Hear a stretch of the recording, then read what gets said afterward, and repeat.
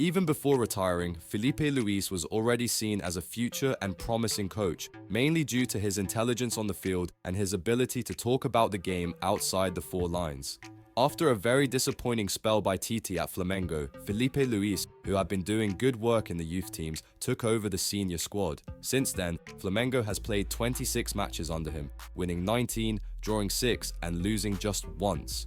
That's a win rate of 81% with an incredible 58 goals scored, averaging 2.23 goals per game. On top of that, Filipe has already lifted multiple trophies, Copa do Brasil, defeating Corinthians and Atlético Mineiro Supercopa, beating Botafogo Campeonato Carioca, where Flamengo dominated throughout. So now comes the big question, why is it so hard to beat this Flamengo side? What exactly is Filipe Luís doing in such a short time that has pushed the team to such a high level? Let's break it down, starting with Flamengo's build-up play, specifically the first phase of construction. Build-up phase, out from the back. In the early stages of possession, Flamengo sets up in a 4-2 shape, but with the goalkeeper Rossi playing an active role, showing great ability with the ball. There are two key dynamics at play, attract to release, drawing in pressure from the opponent to free up other areas of the pitch. Third man runs, using triangles to find the free man and exploit the opponent's pressing gaps. One team that struggled massively against these tactics was Vasco in the semi-final of the Campeonato Carioca. Now let's say your team manages to shut down Flamengo's short passing options and neutralize this dynamic. What happens then? Filipe's Flamengo has more tools. They'll play long balls directly to the fullbacks, especially Wesley, or target the striker, previously Bruno Henrique, but since his hamstring injury, Plata has been playing up top. These long passes can draw out defenders, opening space in behind for runners like Plata or the fullbacks, depending on their position.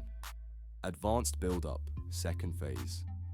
Let's say your team somehow perfectly shuts down Flamengo's first phase of play, forcing them to attack later in the build-up. Here's where Filipe Luís truly stands out. Thanks to Flamengo's technically gifted players, he uses a tactic common in European football. Fewer players in the build-up, pressures more players between the lines. This means the team might build up with just Leo Pereira, De La Cruz or Ortiz Pulgar, while the rest position themselves closer to the opponent's backline and the penalty area. In this setup, Flamengo uses constant rotation between centre-backs and defensive midfielders. Ball-carrying runs from the centre-backs, a back three structure, often formed by a dropping midfielder. This makes it extremely difficult for opponents to press effectively, and when the press fails, space opens up, especially between the lines, exploiting the space between the lines and wide.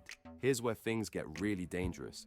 Flamengo use Wesley wide on the right on the left. They'll have Luis Araujo or Plata staying wide too. Meanwhile, Gerson, Arrascaeta, and the striker, usually Bruno Henrique, occupy the spaces between the midfield and defensive lines. This gives Flamengo numerical superiority against the opponent's backline and midfield, especially if one of the opponent's midfielders is pulled out of position. Once a pass breaks into the central channel, the players make aggressive runs behind the defense, creating clear chances. If the backline drops deep to protect those runs, that just opens up space for the wide players, and Flamengo sends 3 to 4 players into the box for heavy-hitting crosses. It's the perfect example of the short blanket dilemma in football.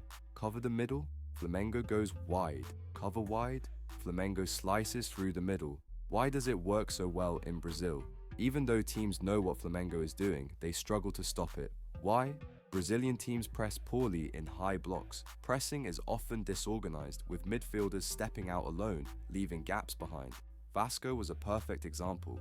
Midfielders pressed, but left free men all over. Man marking by zones is still heavily used in Brazil. When midfielders follow their markers, it creates huge gaps in the middle. Most teams defend in straight lines, like the common 4-4-2, which is very vulnerable between the lines. So how do you stop Flamengo?